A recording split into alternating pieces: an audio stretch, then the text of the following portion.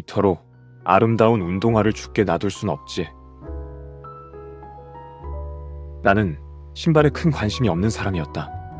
물론 신고 거릴 수만 있다면 거지 발사계 같은 것이라도 주워 신고 다닐 정도로 무감각한 수준은 아니고 나름대로 신발에 대한 미의식은 있었다. 그런데 이 미의식이라는 게 가죽 제품만 높이 쳐주는 경향이 강해서 운동화야 뭐 이걸 신든 저걸 신든 대동소이하다고 생각했다. 이렇게 말하니 가죽 신발을 아주 잘 관리해서 10년씩 신었을 것 같군. 하지만 정작 가죽 관리에는 소홀했고 기껏해야 가죽 크림이나 1년에 한 번 바를까 말까 한 수준이었다. 결과적으로 그동안 서너 켤레나 되는 가죽 신발을 해질 때까지 신어서 죽여버리고 말았다. 지금 생각해보면 참으로 무식하고 아까운 짓이다. 마음에도 들고 발에도 잘 맞는 신발은 찾기 어렵다는 걸 매일매일 새로운 행복을 찾을 수 있었던 시절에는 전혀 몰랐던 것이다. 그렇게 방탕한 생활을 지속하던 나는 요 몇 년 사이에 손대는 일마다 실패해서 재정난을 겪는 것도 모자라 신발 구매에도 호된 실패를 겪으며 있는 신발을 잘 관리하는 게 최고의 미덕임을 깨닫게 되었는데, 그런데 신발을 아끼고 잘 관리해야 한다는 인식과 미의식은 전혀 별개의 분야인 탓에 나는 가죽 신발을 나름대로 아껴 신으면서도 운동화는 편한 신발을 신어야 할 때 어쩔 수 없이 신는 신발 정도로 여겼다. 기억하는 한 내가 아름다운 운동화를 신어본 적은 한 번도 없으니 어쩌면 그건 깊고 깊은 무의식에 단단히 뿌리내린 인식일지도 모르겠다. 아마 얼마 전 그 사건을 겪지 않았더라면 앞으로도 영원히 운동화 따위는 깊이 대상으로 여겼을지도 모르겠다. 그러나 삶의 변화는 종종 전혀 예상치 못한 방향에서 찾아온다. 2023년 4월 어느 날 장을 보러 우산을 쓰고 집을 나선 나는 아파트 단지를 걷던 와중에 폐일을 수거함 위에서 굉장히 시선을 끄는 물체를 발견했다. 비에 젖은 채 백색 바탕에 진한 청색과 빨간색으로 빛나는 그 물체. 그것은 다름 아닌 나이키 운동화였다. 믿기 어려운 광경이었다. 나이키 애호가들에게는 좀 미안한 말인데 나는 지금까지 나이키 신발을 보고도 진심으로 멋지다고 생각한 적이 없었다. 조던 같은 농구화가 매끈하고 멋지긴 하지만 수십만 원이나 주고 신을 정도로 훌륭하지는 않다고 생각했다. 나이키의 비싼 신발을 사는 것은 뒷동산이나 올라갈까 말까 한 사람이 최고의 등산 장비를 구비하는 것과 비슷한 사치라고도 생각했다. 그러나 그때 시선을 사로잡은 나이키 운동화는 묘하게 나이키의 부정적인 인식을 품고 있던 나조차 놀랄 정도로 상쾌한 매력이 가득해서 멋스러웠고 나아가서 몹시 탐까지 났다. 그동안 잡다한 물건을 주워다 수선했었고 심지어 그런 내용을 담은 책까지 낸 나로서도 신발만은 죽지 말자고 생각해왔기에 곧바로 외면할 작정이었지만 처음 느끼는 운동화의 마력에 사로잡힌 나는 사이즈만 한번 보기로 하고 애처롭게 비를 맞고 있는 운동화에게 접근했다.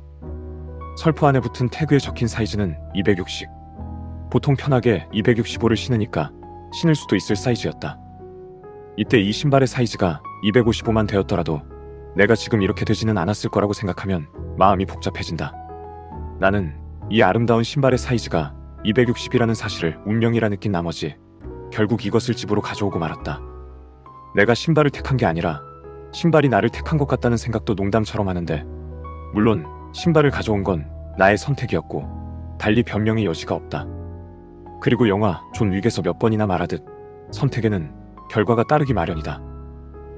내가 신발을 가져온 결과로 치른 대가는 일단 2번의 세척이었다. 운동화라는 게 보통 그렇듯이 비를 맞아서 냄새가 만만치 않았다. 한 번 빨고도 나아지지 않는 냄새를 식초까지 써서야 간신히 잡을 수 있었다. 그 뒤에는 오래도록 말리고 또 말렸다. 기껏 해외 직구로 산 물건을 받아서 뜯어놓고 만져보지도 못하는 듯한 심정으로 시간을 보낸 다음에야 나는 마침내 그 신발을 신어볼 수 있었는데 맥빠지게도 좀 작은 편이었다. 못 신을 정도는 아니지만 발가락이 움직이지 않았다.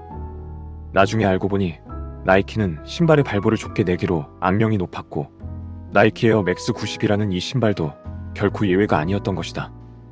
거기서 나는 다시 한번 선택의 기로에 서게 되었다. 내 발에 딱 맞지 않으며 뒤축과 발꿈치 부분이 다른 데다 앞코의 도색도 벗겨지고 있는 이 운동화를 다시 내다버릴 것인가 말 것인가.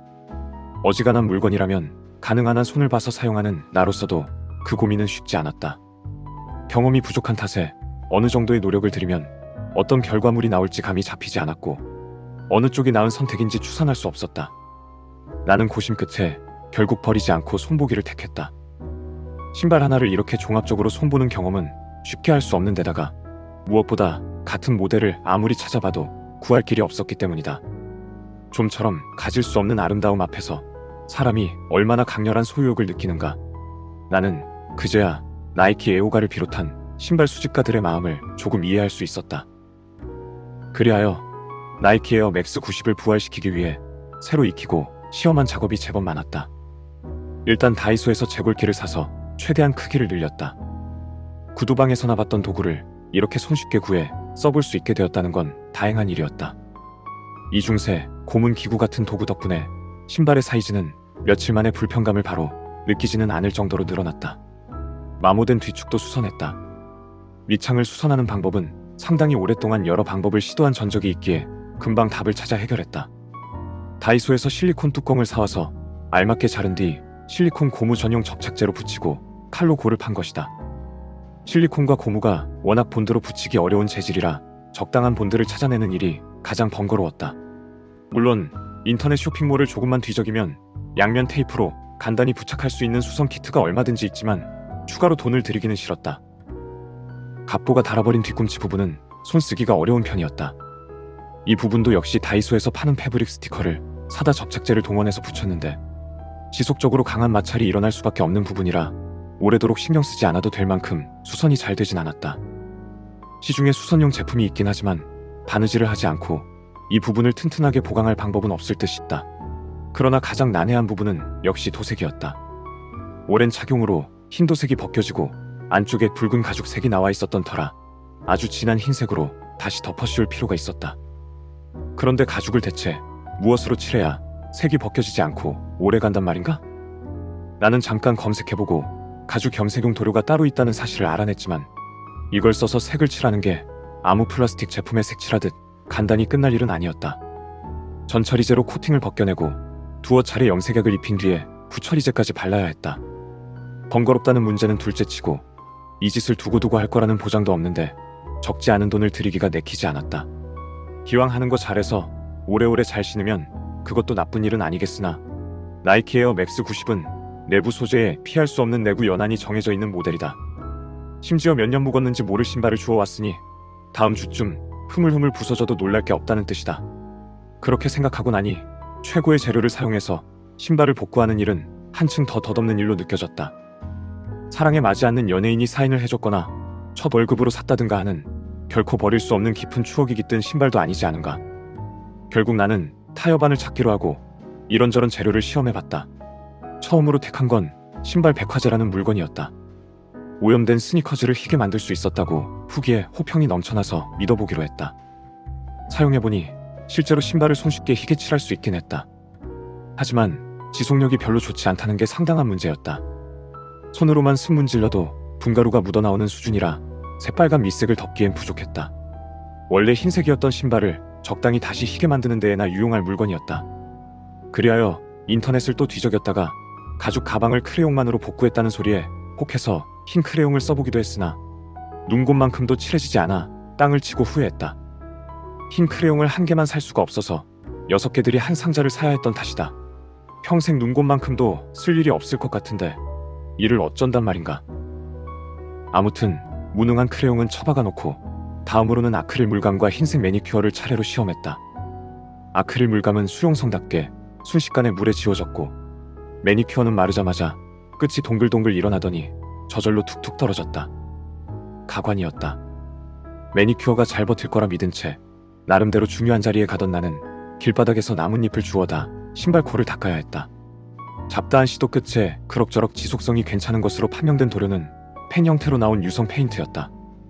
펜 모양으로 쓸 수 있어서 사용도 간편하고 유성이라 물에 지워지지도 않았다. 이질감은 좀 있었지만 위에 백화제를 덧칠해서 그럭저럭 무마하는 데에 성공했다. 이쯤 되면 애초에 왕도라 할 수 있는 가죽 경색제를 쓰는 게 나았겠다는 생각이 들긴 하지만 이미 저질렀으니 어쩔 수 없는 일이고 가죽 도색에 적합하지 않은 방법을 여러 달아낸 것을 수학으로 생각할 수밖에 없다. 에디슨도 자신은 실패한 게 아니라 필라멘트에 적합하지 않은 재료를 수없이 많이 알아낸 것이라 했으니 어차피 살아있는 동안 이런 식의 시도를 계속할 거 유쾌한 자세까지 배워서 나쁠 건 없겠지. 아무튼 그 모든 실패 끝에 나는 마침내 아름다운 나이키 에어 맥스를 신을 수 있게 되었는데 그 고생을 하고 신은 신발에 줄 수 있는 실사용 점수는 의외로 높지 않았다.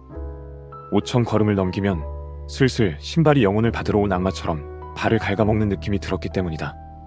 5천 걸음이라면 나가서 식사하고 카페를 가는 정도의 일정까진 소화할 수 있지만 거리에서 몇 군데 구경이라도 했다간 고통과 해안에 적게 될 게 분명했다.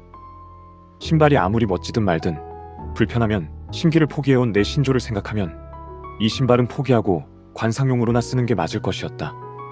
뭣도 좋지만 일단 편하게 신고 돌아다닐 수 있어야 웃는 얼굴로 뽐내듯 말든 할 게 아닌가.